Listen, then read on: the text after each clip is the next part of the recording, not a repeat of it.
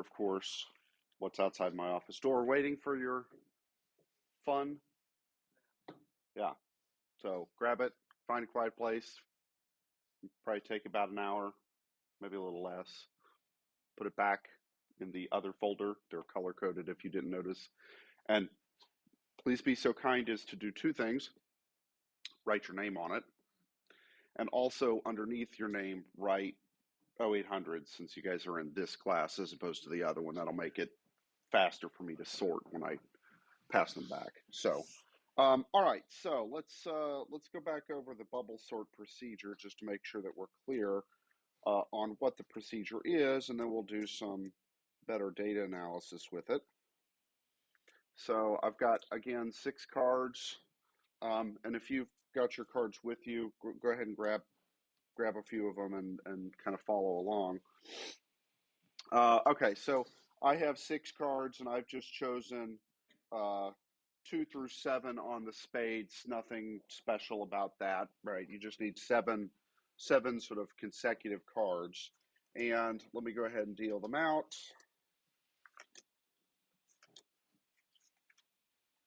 And here's the arrangement I just so happened to get.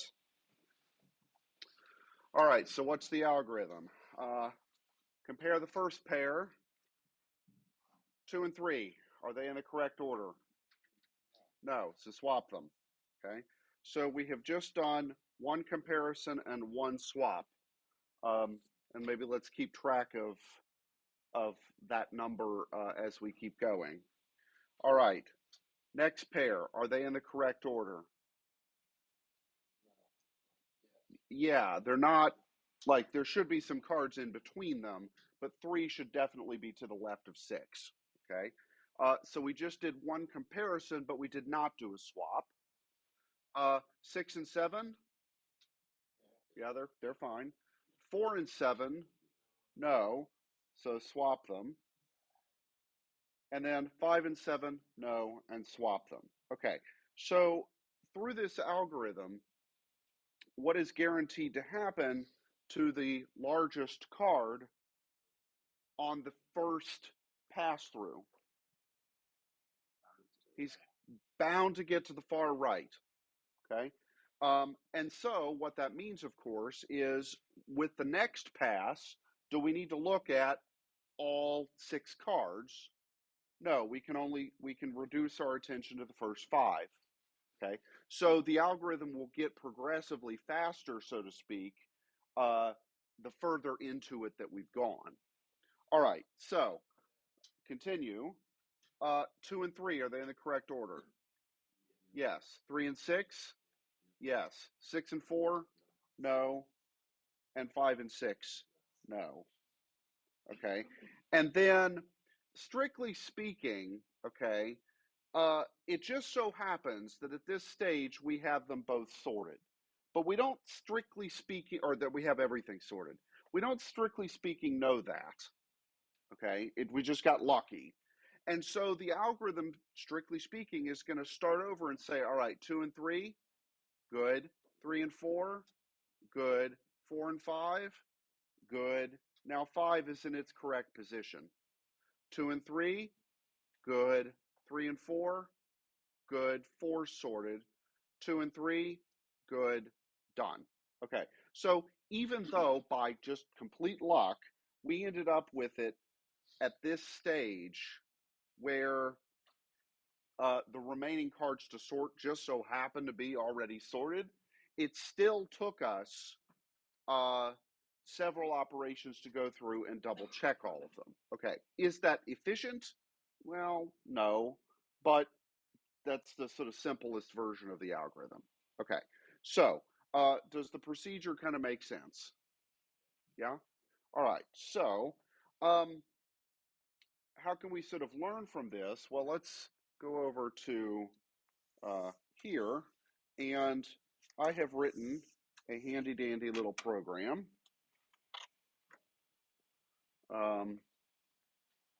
And I want to be in this one. Okay, so what I'm going to do is basically automate the fact that like we did on Monday, where you guys did all the sorting and then we collected all the data and then averaged and did all that sort of stuff. Well, let's do the same sort of deal. Okay, so what I'm counting here is I've got an algorithm that's going to set a value of a number to 0, the number of operations, before we start. We haven't done anything. And then it's going to I'm going to give to this function an array of numbers that have been randomized. So I start with the numbers 0 through whatever. Okay, it's the same as 2 through whatever, just I started at 0. And I've used a function that's just going to randomly order those things, and so that we can actually have something to sort. So that's sort of our shuffling. And then um, each time I go through and make a decision, so every time I'm going to do this if statement, I'm going to add 1 to the number of operations I've done. And if I do a swap, I'll also add 1 to the number of operations I did. Okay, now, as for the algorithm itself, let's kind of look at that. Let's actually start from the inside out. Okay, so R of J is greater than R of J plus 1 means that the two cards I'm looking at are not in order. So if that's true, those two are out of order. And so what do I need to do with them? Swap them. That's what the next line does. And then, of course, add 1 to my number of operations. Okay. All right. Now, then how many times do I have to go through this? Well, I've got to basically go through starting with the first pair, the second pair, the third pair, all the way to the end. Okay. But as I um, go through it, after I've gone through all of the cards, what's guaranteed to be true on this after this inner loop has finished? The last card is in position, right? So how many cards do I need to look at for the next pass of the algorithm? Only n minus 1 of them, and then n minus 2, n minus 3, and so on, okay, down the line. And so that's what this outer loop does, right? So every pass through the algorithm is one instance of the outer loop, okay? And then looking at each pair is handled by the inner loop. Okay, so I'm going to say, in this case, I'm going to make my max length, let me make it 6, so that would correspond to 6 cards, 0 through 5. Okay, and I'm going to do this 10,000 times. Okay, and then I'm going to do it 10,000 times, and the first line here, so this is not strictly speaking the bubble sort algorithm, this is my data collection algorithm. 10,000 times, I want to generate a random permutation of the numbers 0 through 6 in this case, or 5, I guess, right? And then I'm going to have my function sort them. I'm going to count how many operations did it take for that particular sorting and add it to my total, okay? And then if the number of ops for this particular trial was less than the minimum number of ops that I've already run into, then I've now found my maximum ops, and otherwise I've found the minimum ops. And so I'll have here a minimum, a maximum, and an average over all 10,000 trials. And this will, of course, be a lot faster than you guys doing it. Okay. All right. So save that and let's run it. And we were in, let's see, what did I call this? Bubble sort. And this was bubble.py. Okay. Okay. So it just ran through. The minimum that occurred was 15.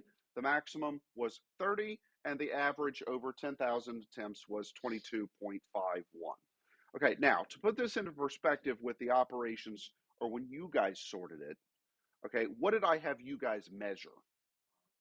I had you measure time, not number of operations. Now, should we expect that while the two are not identical things, that they're sort of directly correlated in some way? maybe not perfectly directly, but kind of good enough. Yeah, more operations are going to take more time. Now, that said, some of you are faster and slower than others, okay? And so, uh, how many operations per second that one of you could do is not necessarily the same as how many that somebody else could do. It's not a perfect measure, but it was sort of good enough for the experiment. Okay. The other thing, of course, is that none of you basically were actually bubble sorting when you sorted. You were just sorting however you kind of made up on the spot. Okay.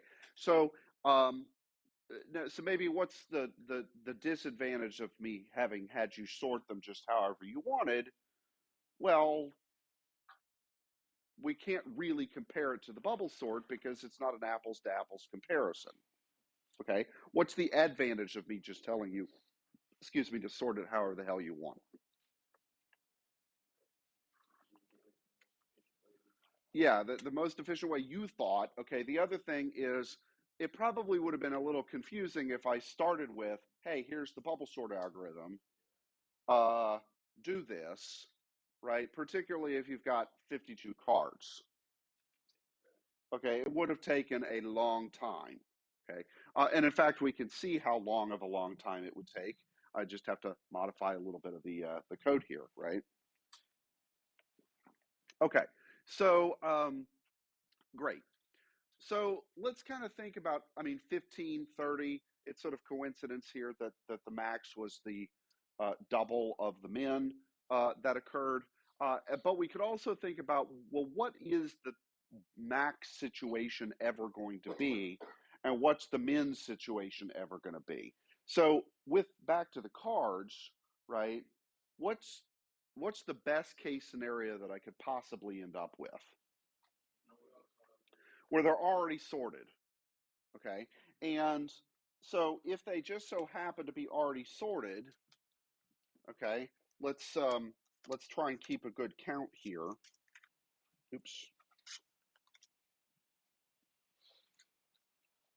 Okay, so the algorithm would say 2 and 3, good. Okay, so that's one comparison, 2, 3, 4, 5. 1, 2, 3, 4.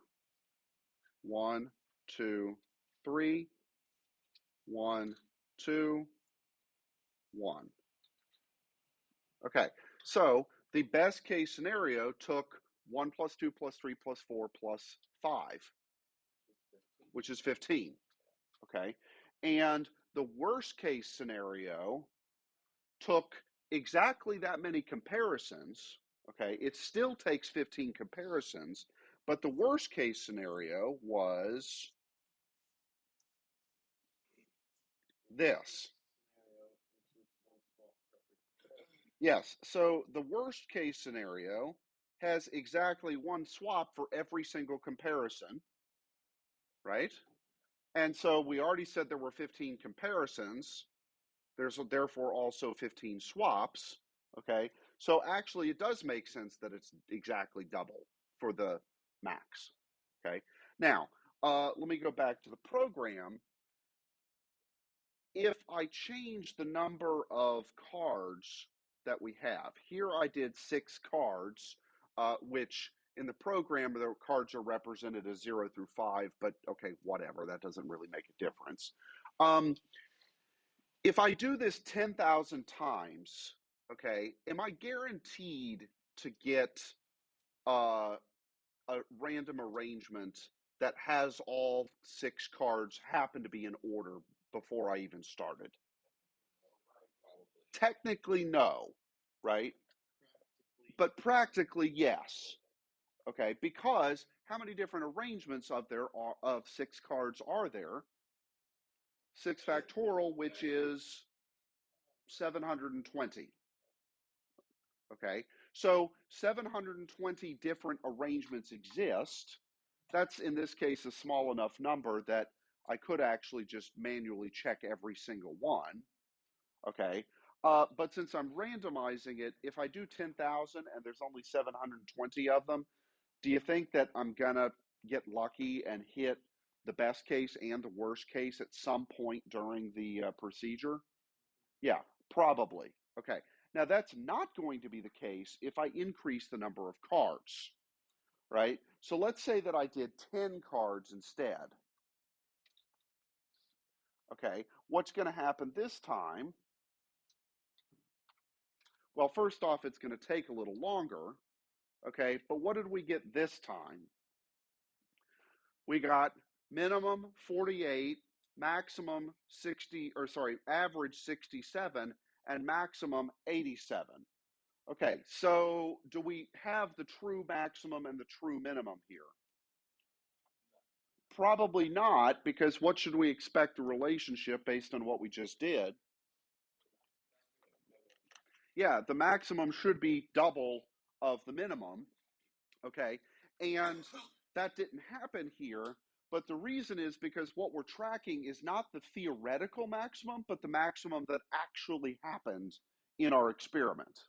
Okay, and for small numbers, of course, the odds of us getting the maximum and minimum situations are pretty good.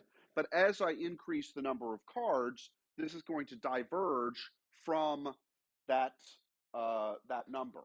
Okay, and so the minimum that we have is probably too high, and the maximum that we have is probably too low. Okay, and in fact, could we kind of guess here? How many cards did I do? I did 10, right? So what do we think the minimum probably should have been? 45, and the maximum should have been 90. Okay, now let's think about why 45 and why 90. Well, the best case would be all 10 cards happen to be in order, right? How many comparisons do we have to do?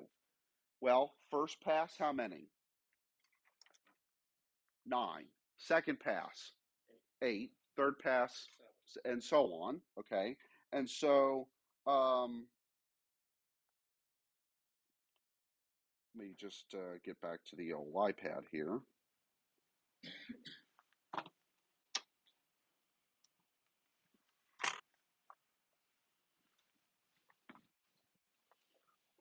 Okay, so what did we say? If we had 10 cards, best case, we would have to do 9 plus 8 plus dot dot dot plus, of course, down at the end, we only have one comparison to do because there's only one pair left.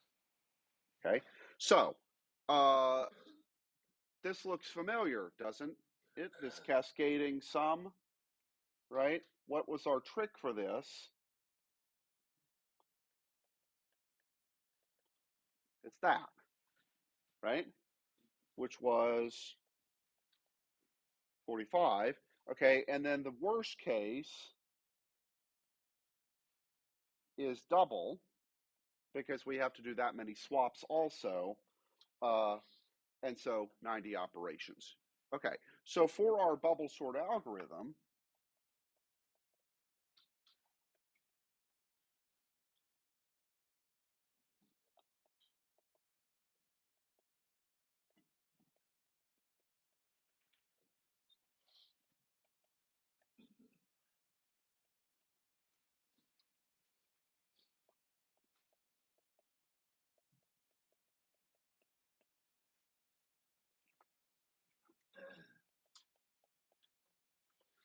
the min theoretical is n minus 1 times n over 2. Okay, now why is it minus 1 and then n, not n and n plus 1?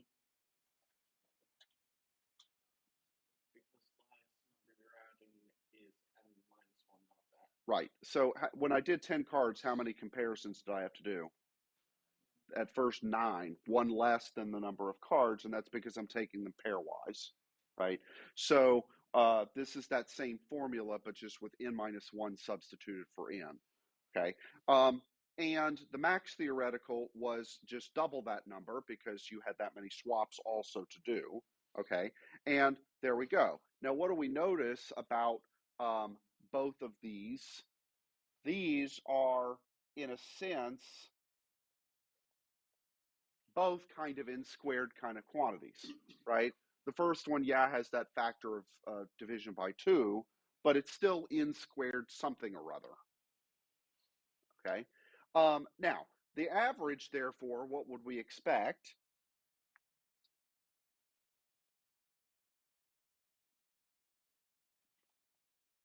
Well, the average is certainly in between the max and the min, right? And if the max and the min are both n squared looking things, then what would we expect about the average? It ought to be some sort of n squared looking thing, okay? Just by pure, pure math here, okay? So if we go, let me go back to here, right? So we just did it for 10 cards. Well, there's 52 cards in the deck. Let's try it for 52. Okay, now this is going to take a little bit, right? Because that's a lot of sorting to do. 52 factorial is a very large number, right? Now, do we have to actually do 52 factorial things? No, right? 52 factorial is the number of possible arrangements of the cards, okay? And we are certainly not going to hit all of those arrangements if we only do 10,000 of them, because 52 factorial, by the way, is very large, like ludicrously large. Okay, so what did we see here? It took minimum 1766 moves, maximum 2220 moves, average 1988 moves. Okay, so of these numbers, what's maybe a good set? Well, the 1766, that's probably too high, and 2220 is probably too low. Well, but we can actually calculate exactly what the number should have been, because how many cards did I do? 52. So if I plug them into the formulas, what do I get? What's 51 times 52 over 2? So 51 times 26 is, what is it? Say it again. 1326. Okay, that should have been the minimum that we got, and then the maximum would have been, of course, double that, or 2652. Okay, not perfect, but whatever, right? This is just an experiment. The average is maybe a bit more reasonable. Okay, all right. So if we go back to our casino,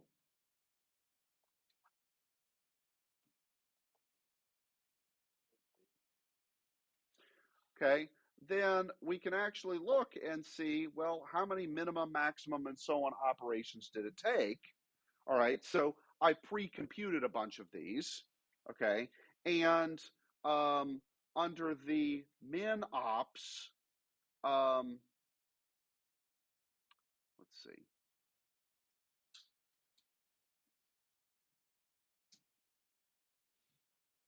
Yeah, okay. So I ran this basically for 5, 10, 15, 20, and so on number of cards.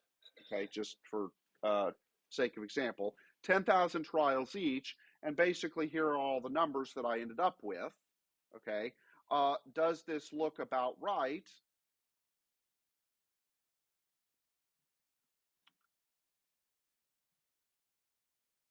Okay, now again, here, what are the min ops and the max ops? Those are the minimum and the maximum encountered, which is not necessarily the the true theoretical minimum. Okay, now I did add here a thing for basically the actual theoretical minimum and the actual theoretical maximum according to the formulas that we just figured out. Okay, and so what do we see here, at least in terms of, well, if I graph all of this stuff, the averages, and so the average is the one in green. I've got two things that are here labeled min ops. The first one is the minimum theoretical, and the second one is the minimum that actually occurred. And then for the max ops, I've got the maximum that actually occurred and the maximum theoretical, which I called n times n minus 1 because that was the formula. I probably should have renamed that row, but whatever. Okay, and so what do we see? Well, what do these things seem to be growing like? N squared, right? Well, of course, this one's growing like n squared because, well, that's the formula that generated it, was an n squared kind of thing. Now, great, it's not perfectly n squared. It's n squared with some, minus n or whatever, but it's basically n squared, okay? And in terms of the r squared values for the fits, for the theoretical ones, it will be perfect, okay, because I just generated those mathematically. For the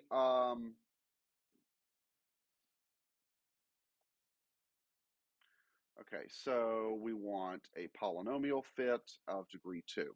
Okay, so let me kind of blow this up a little bit so we can actually see it. Okay, all right, so in this case, what did we get for our r squared values for everybody? All perfect. Okay, that's not quite true.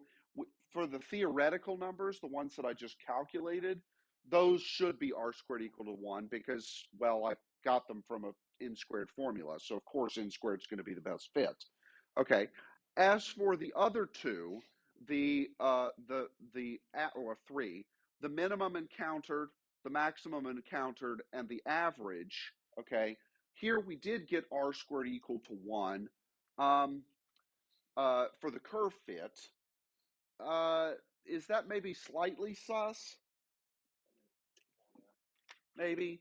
Okay, it's probably not actually equal to 1. It's probably like 0.99999 or something. Um, okay, and why is it so good then? I did 10,000 trials, right? And so if if there was going to be sort of noise in the data, 10,000 trials is probably going to wash it out, right? And so I don't really have to worry about it. Okay, but are we fairly convinced that this thing is an n squared growing uh, thing? Okay. Now, as we saw with the Sparkles algorithm, that was also n squared at worst case. Okay. At best case, it was n. Okay, because if the cards just so happen to be perfectly sorted, the first card is the first card, and there you go, you found it, right? So some algorithms, their best case and worst case are not actually the same thing. This bubble sort algorithm, which is kind of the stupidest sorting algorithm in the world, does happen to have that property. Okay, now this is not the only sorting algorithm, and in fact, let's look at what a couple of the other ones are. And so for that, of course, where do we go? The bastion of all knowledge of Western civilization. Okay, so here's the bubble sort algorithm, and you can optimize the algorithm ever so slightly, and then that speeds it up a little bit, but it's still a pretty terrible algorithm. Okay, now there are other sorting algorithms, and so let's look at what a couple of those are. The fastest is called quick sort, but there's also one called merge sort. Okay, and what merge sort does is basically it does sort of a divide and conquer routine. Okay, and uh, here they've got this nice little animation there, right? But I go through and I do some sorting, but then I'm going to look not at the next adjacent pair, but I'm going to sort of look within my particular pairs, okay, and then sort of recursively do this up the chain. Okay, so there I sorted each pair that I had, and I chose the smallest one comparing to 5 and then to 6, and then I continue this with what's left, doing it on those 4. Okay, and so I'm getting my 4 uh, sets here. Okay, smallest number, next smallest, and so on. Okay, And this one is a little harder to explain. Certainly the code is a little harder to explain, okay? But its best case performance or worst case performance, okay, is not in squared, but in log n. And here, usually in computer science, we talk about this log base 2. So when you see log, assume log base 2. Um, Now, I want to convince you that that's smaller than n squared, okay? Um, and maybe the easiest way to see this is which number is bigger, n or log n, for large values of n? N, definitely, right? So n times log n is less than n times n. Yeah? Okay, there you go. All right, so this one is sorted up, or sorry, sped up quite a bit. The fastest is called quick sort, okay? And this algorithm was actually not developed until, 50 years ago or so. Um, Now, what's interesting about it is that worst case, it's actually worse than other algorithms, but best case, you can speed it up quite a bit. Um, and on average, therefore, it's sort of it's closer to its best case. You really, really, really have to get unlucky for quicksort to be sort of worst case scenario. Okay. Okay. So good. All right. So let's go back to the iPad for a minute here, and let's kind of start to think a bit more generally.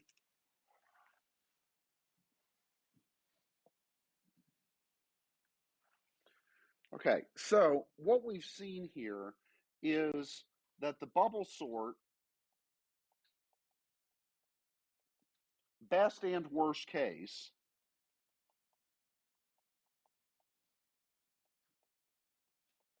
are big O of n squared. Okay, they essentially look like an n squared kind of thing. And let's remember, what does big O mean? Okay, so bubble sort is less than or equal to some constant times n squared for large n. Okay. Now, what that constant is not super important. It's just that there is such a one. Okay. And in our case, the constant was either 1/2 or 1, depending on whether you're talking about best or worst case. But here's the thing. If I'm less than 1/2 n squared, am I also less than n squared? Yeah. Okay. And so the constant is not super critical. Okay. Um, Yeah. Okay. So, um, so we've kind of cracked it for n squared, but we want to talk a little bit more generally here about what happens when you start using these algorithms. Um, and so, for example, um, my trials, I did 10,000 trials of an O of n squared thing. Right? Each bubble sort was an O of n squared problem. I did 10,000 of them. Okay. So my test runs here are what? So my test is actually still O n squared. Okay. Because I did it 10,000 times every single time. Um, so if I had 52 cards, how many times did I do it? 10,000. If I had 10,000 cards, how many times did I do it? 10,000. Okay. Now, this would change if, let's suppose that the number of trials I did was also dependent on the number of cards that I did. Okay, I didn't do that. Okay. But let's say that I did it for 52 cards, I did it 52 times. 1,000 cards, 1,000 times. 10,000 cards, 10,000 times. Would you guys agree that that's going to grow? That's going to be terribly slow. Okay, and in fact, that would be a big O of n cubed. Here's why. If I do an O of n squared procedure n times the resulting procedure is O of n cubed. How did I go from n squared to n cubed? N times. Okay. Now, do you guys see the distinction here between that and the situation of doing it 10,000 times for each number? Okay. All right. So let's think about this. Doing a procedure n times, well, that's kind of like putting it inside of a for loop, right? Yeah. So another way to say this would be, let's suppose proc for procedure is O of n squared.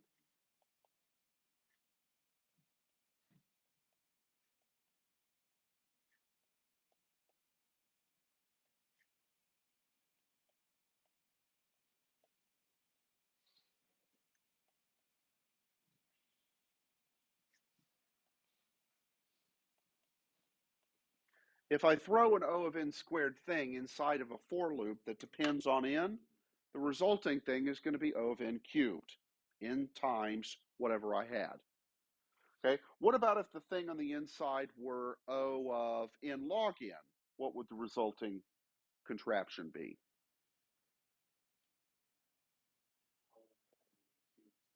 N squared log n, right? Okay, so let's generalize this. And let me erase this and erase this and say, let's suppose that the inside thing is O of f of n. So f of n is some formula in terms of n. And if I do that n times, what's the result going to be? O of n times f of n. Makes sense, right? I'm doing it n times. Okay. So for our bubble sort algorithm, what was f of n for basically all of the different versions? N squared. Okay. If I had done quick sort or merge sort or something, one of those algorithms that's n log n, then the formulas are a little different, but the idea is the same. You repeat a procedure n times, okay? And the key here is that it has to depend on n, okay? Whereas when I ran my 10,000 trials, that n was always 10,000, okay? And so there it was different. Okay, does that make sense? Well, if I do one loop, what would happen if I had two nested loops?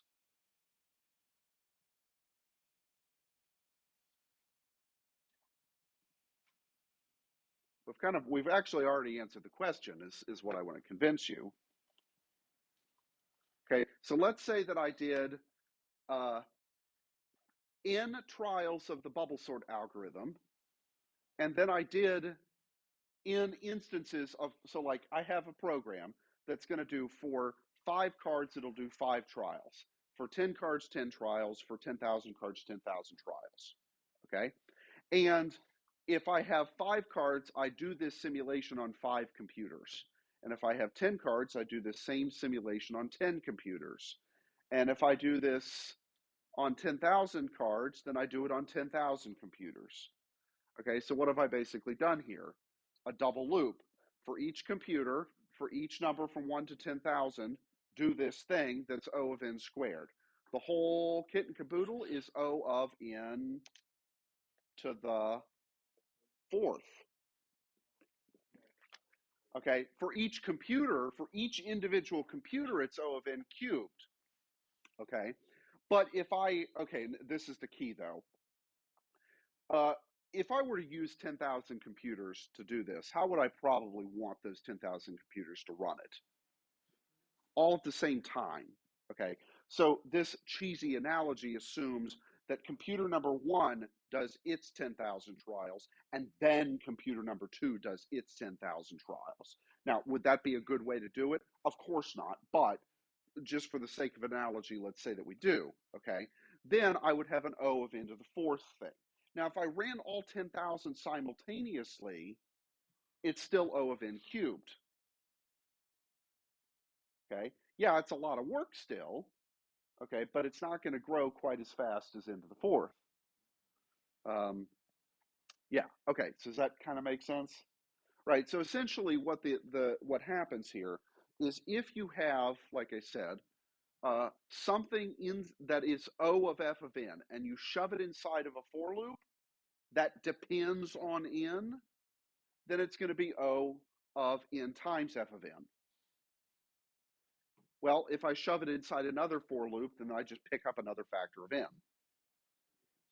And so it'd be n squared f of n. If f of n was n squared, which it was for our bubble sort example, then there's where I got n to the fourth. Okay. Okay, so what this means is if you have a really slow algorithm, guess what putting it in a for loop does? Makes it even slower.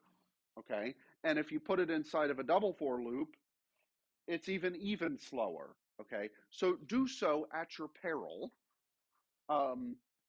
For particularly big, horrible, nasty algorithms. Okay. Now, doing it 10,000 times, right, for 52 cards, right, which it didn't take all that long, right? How many? It took a minute or two for my computer to finish running all 10,000 trials, roughly. It wasn't that slow in practice for the particular number I was sorting. But what would happen if I went and tried to sort 10,000 cards? Well, let's just find out, shall we? Okay, I am not going to do it 10,000 times. I'm not stupid. Okay, so I'm going to change the max iterations to 1. Okay, which will mean that it'll only actually do this test one time. And let's do 1,000 cards just to start. Okay, that was pretty fast. Average 0.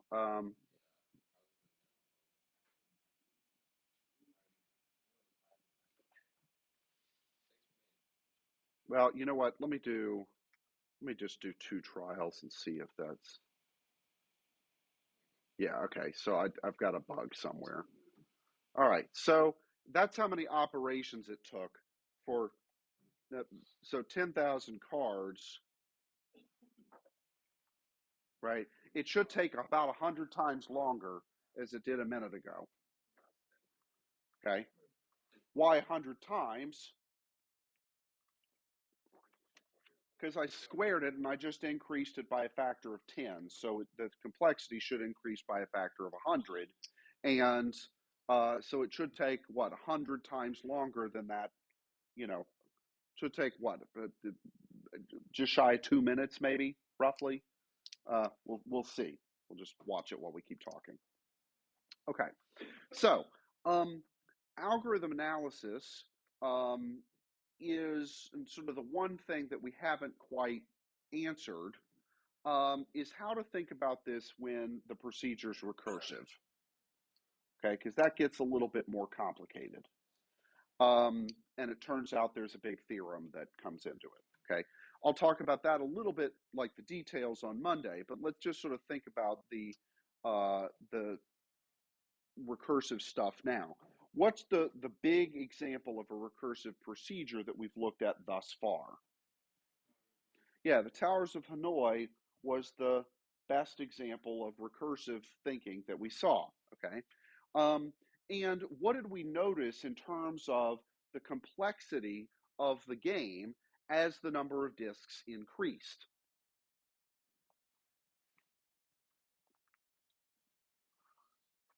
So if we had, well, how many moves did it take? Yeah, it took 2 to the n minus 1 moves if you had n disks. Okay, did it finish? Was it, did you, well, the numbers are 100 times. Not exactly. I mean, but does that actually make sense, right? that the numbers are about 100 times larger. Okay. Um, I'm not sure what's going on there with the men. Um, I think I probably have an off by one error someplace, which is where, like, it's sort of the annoying thing when you sometimes count starting with zero and other times count starting with one. You can kind of make a mistake somewhere along the line. I probably have something like that in there that for 10,000 trials we wouldn't notice, but for one or two we would. Okay. Of course, our average here is kind of, well, whatever. But yeah. Okay. So, right.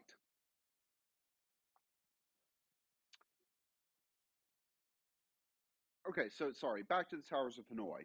So, what did we notice in terms of the complexity for if we had five disks? What was the number of operations necessary? 2 to the fifth minus 1, that was 31 operations, okay, whatever it was, right? And so we sort of discovered in that case by, I don't want to say dumb luck, but you guys actually figured out that 2 to the n minus 1 formula before we even said that that's in fact what it was, right? Because when I had you guys do it for two, 1, 2, 3, 4, 5 discs, and then a few of you managed to get through 6 discs, and you saw, hey, wait a minute, there seems to be kind of a nice pattern for the number of operations it took, right? Okay, so that was maybe luck that we got that with the Hanoi problem, right? That we were able to figure it out pretty easily. But what about if we had some sort of recursive procedure that wasn't quite so cut and dry, okay? And of course, this sort of begs the question, well, what other recursive procedures are there? Um, well, what would be another example of a recursive procedure that we talked about? Towers of Hanoi were our first example. Yes.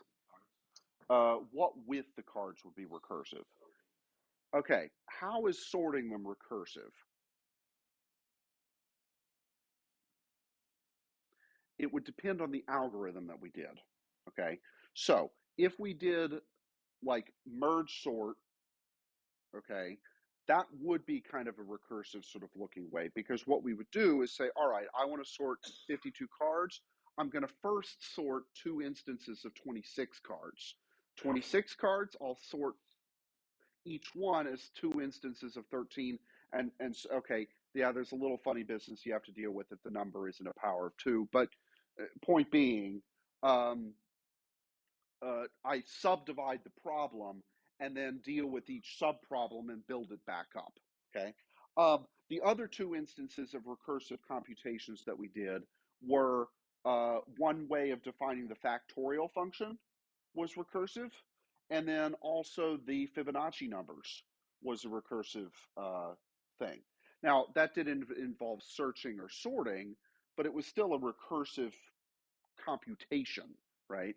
And so if we asked ourselves, well, how many, say, uh, operations does it take to compute the factorial, or how many additions or how many multiplications or something like that, then we'd have to consider all of that. Okay. Okay. So we'll kind of get into that. I think Monday would be good. Well, we're basically out of time, so I suppose it kind of has to be Monday, then, doesn't it? Um, yeah, is sort of just the tiny the a taste of what we have to deal with in the recursive case using this thing called the master theorem. Um, so yeah, that's what it's called. So um, okay, so Monday we'll kind of polish off talking about the algorithm analysis stuff, and then we'll move on to something new. And of course, you guys all know what your fun and exciting hour-long activity is today. Yeah. All right. See you later.